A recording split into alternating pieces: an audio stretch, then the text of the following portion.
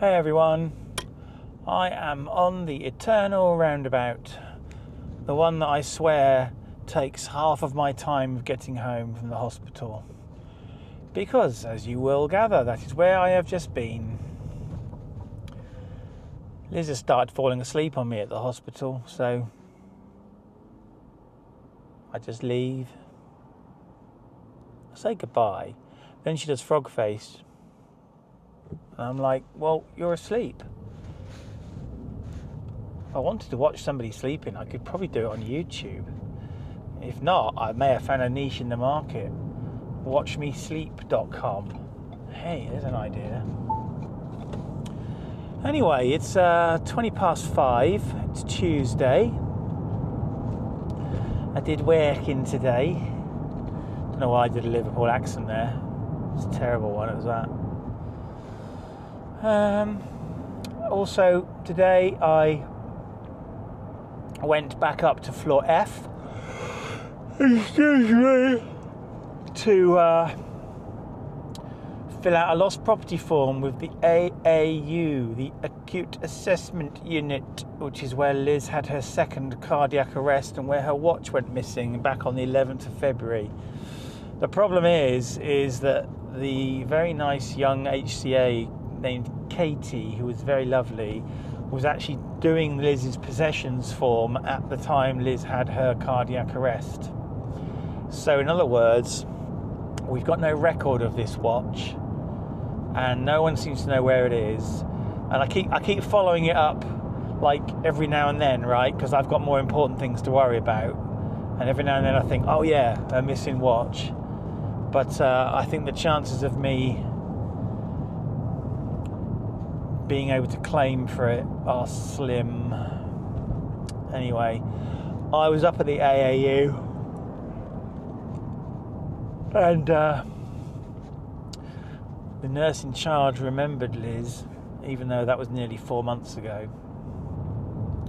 I mean, it was quite a dramatic event, right? And I had some really bad vibes being up there. Don't like being up there. I was literally stood next to the bay where Liz's bed had been for about an hour before she had her cardiac arrest, so that was not very much fun being back there, I'm afraid to say.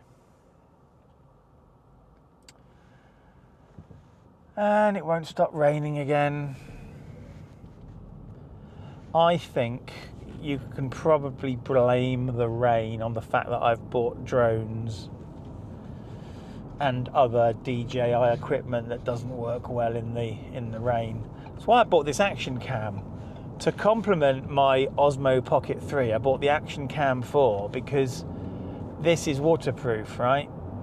The Pocket 3 is not waterproof, and I would not want to use it in the rain. But this is quite handy because I can mount it in various places. I'm quite tired tonight. I'd like to just go home and sleep, but that would just be a waste of my evening, and all I'd have to do is get up in the morning and work again. It's very tiring going to the hospital every day. I've been going over 100 days now. If you factor in the initial stay, it was 52 days. So it's like we're going to be at the 6-month point soon. It's a nightmare. Oh well.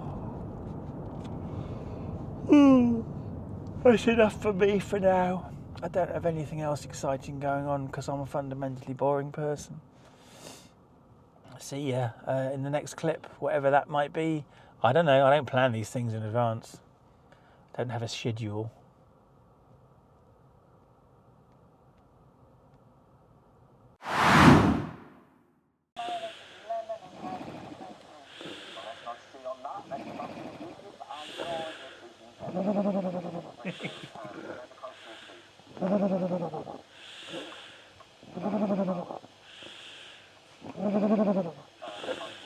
You sound like you're doing an owl impression. Is to help the vocals. I know. Your cheeks go all wobbly. I can't deal with much talking water. No? Oh, I got your bubble therapy thing at home. Yeah. Do you want me to bring it in?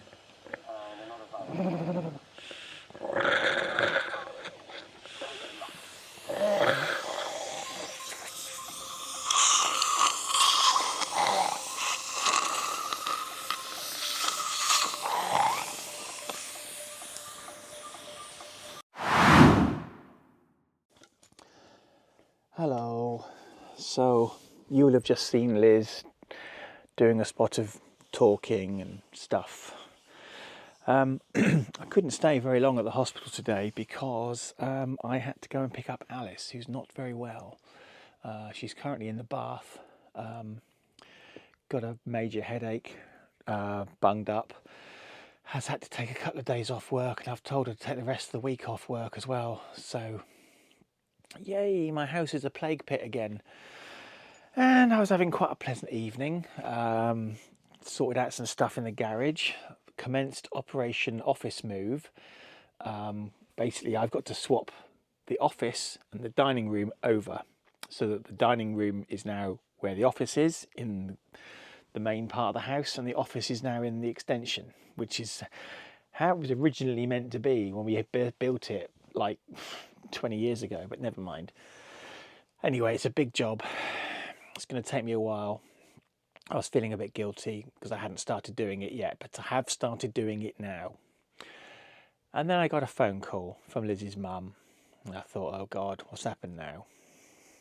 So basically, the consultants did their usual trick of going to see Liz at 7 o'clock in the evening to give her bad news, which we've asked them not to do because 7 o'clock in the evening is when visitors have to leave, and she ends up being left on her own, having to absorb this bad news herself.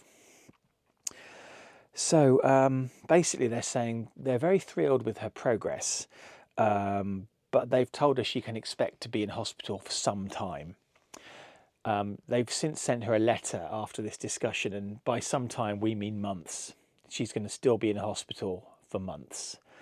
We're nearly at 6 months now. On the 11th, it will be 4 months since she went in this second time. And on the 16th, it'll be 6 months since this whole thing started.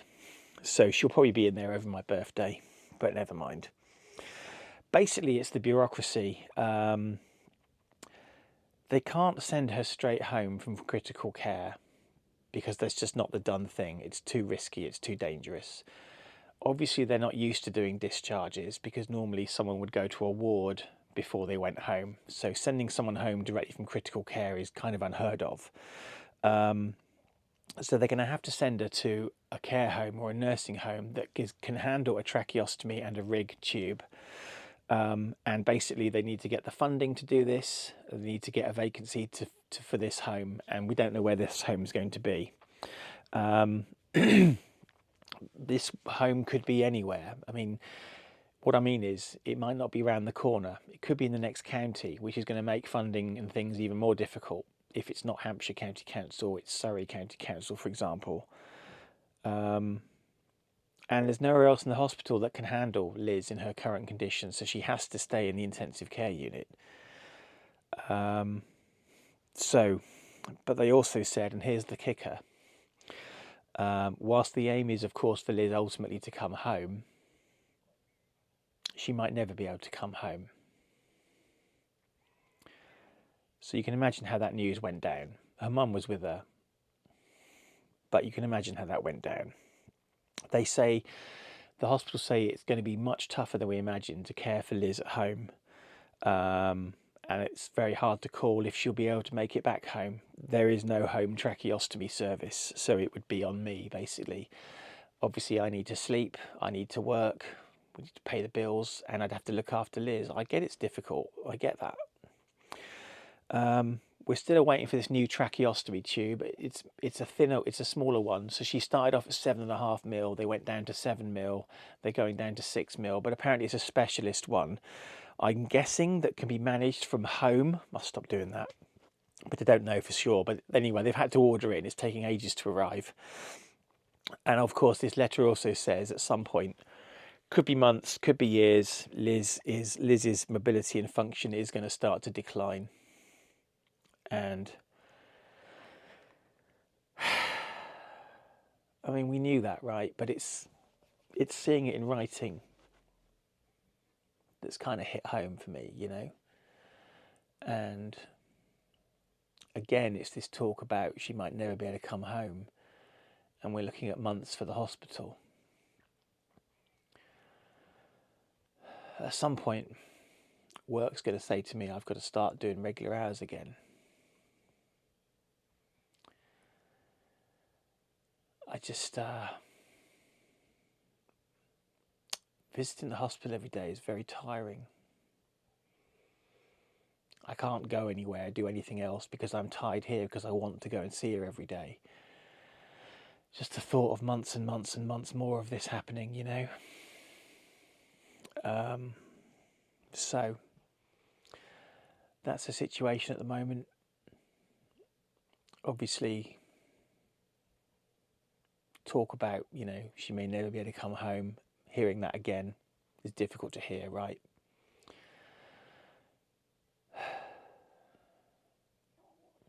Don't know what else to say at the moment.